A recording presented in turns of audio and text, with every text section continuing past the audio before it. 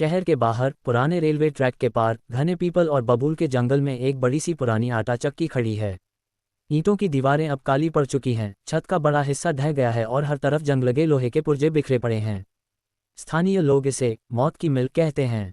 कहानी 70 साल पुरानी है। 1940 के दशक में यहाँ काम करने वाले 12 मजदूर एक रात अचानक गायब हो गए थे। अगले दिन सिर्फ उनकी चप्पलें और कुछ खून के धब्बे मिले। मालिक ने कहा कि वे भाग गए होंगे, लेकिन पुलिस को भी शक हुआ। जांच हुई, कुछ नहीं मिला। उसके बाद मिल बंद हो गई। अब 2025 में भी लोग उसी अफवाह को दोहराते हैं, जो भी उस मिल में रात को घुसा वो कभी जिंदा नहीं लौटा। कुछ लड़के लड़कियां हिम्मत दिखाने के चक्कर में जाते हैं, लेकिन ज़्यादातर डर के मारे बाहर से ही फोटो खींचकर लौट आते हैं। राहुल 24 साल का इंजीनियरिंग स्टूडेंट शहर में नया नया आया था। उसे भूत प्रेत की बातों पर बिल्कुल यकीन नहीं था। उसके दोस्त विक्की और नेहा ने उसे चैलेंज किया, अगर इतना ही बहादुर है तो पूरी रात उस मिल में गुजार गया, हम बाहर से वीडियो बनाएंगे। राहुल हंसा, बोला बस इतनी सी बात, कल रात को देख लेना। अगली रात 11 बजे राहुल ने अपना बैकपैक उठाया। अंदर टॉर्च, पानी, कुछ बिस्किट, मोबाइल और एक छोटा सा चाकू।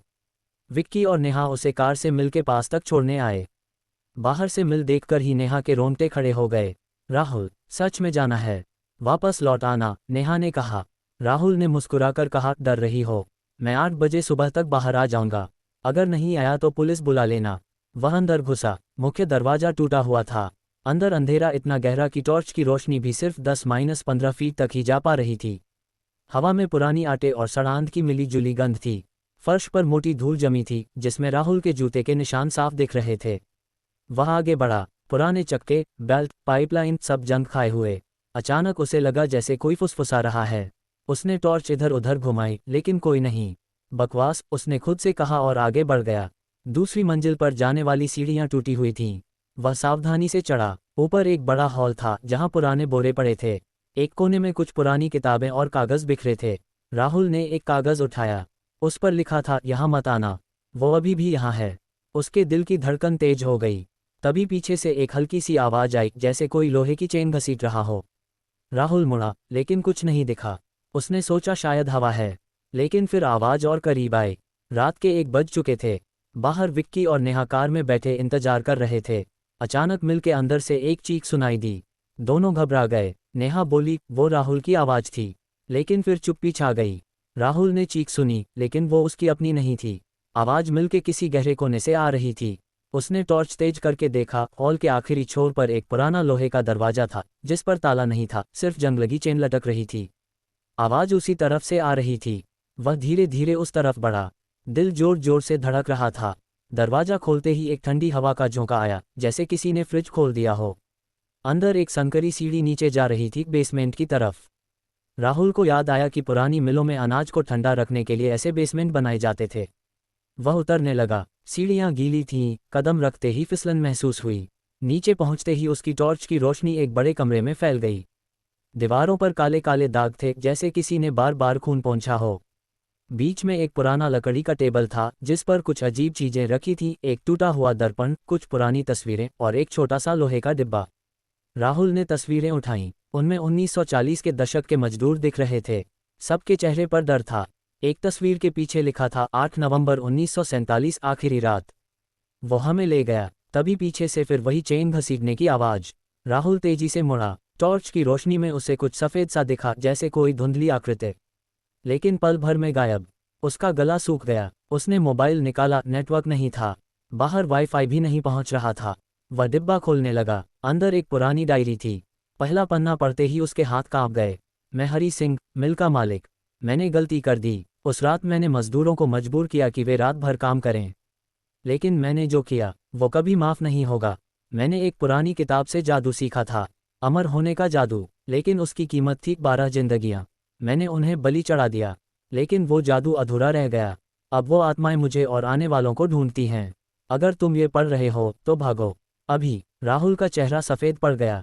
तभी कमरे की लाइट नहीं, कोई लाइट नहीं थी, लेकिन अचानक चारों तरफ हल्की लाल चमक फैल गई, जैसे कोई आग जल रही हो।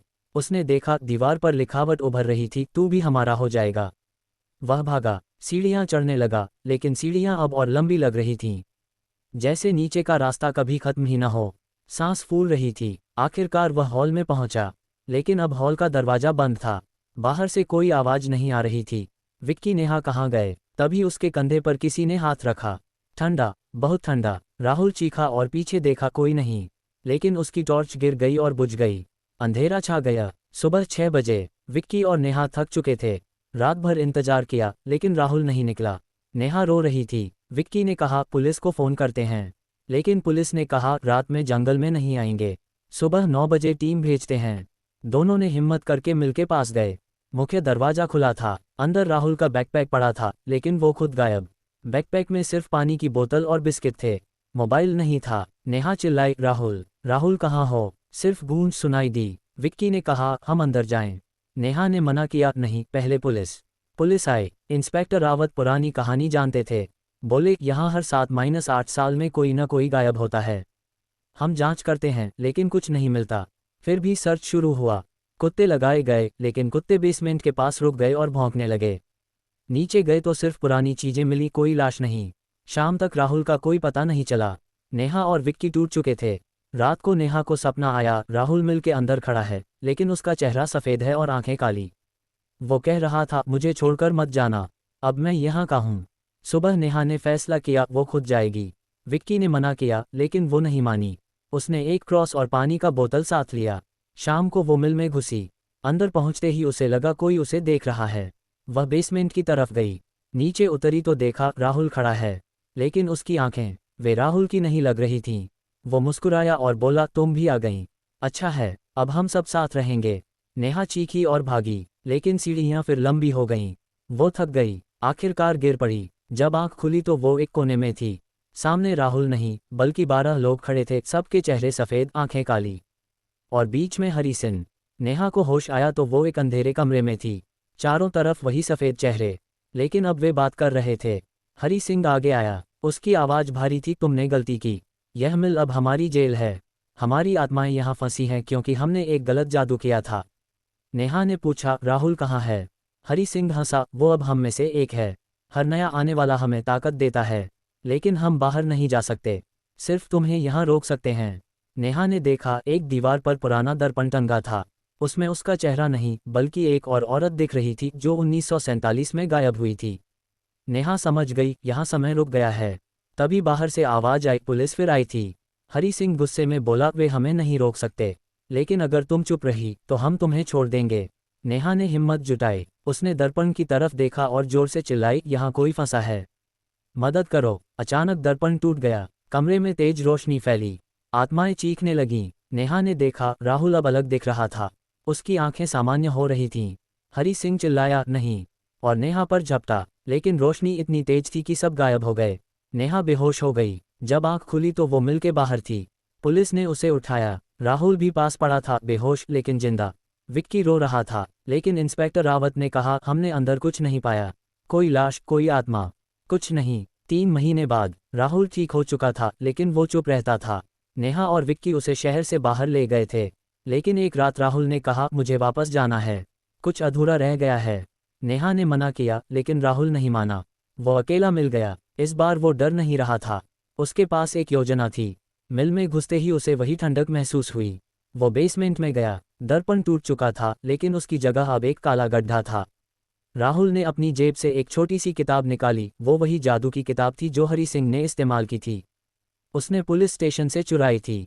वो बोला अगर तुम मुझे चाहते हो तो आ जाओ, लेकिन इस बार मैं नियम बदल रहा हूँ। अचानक सभी आत्माएं प्रकट हुईं। हरी सिंह हंसा, तू हमें रोक नहीं सकता। राहुल ने किताब खोली और अंतिम मंत्र पढ़ा, जो अधूरा है उसे पूरा करो, जो फंसा है उसे मुक्त करो।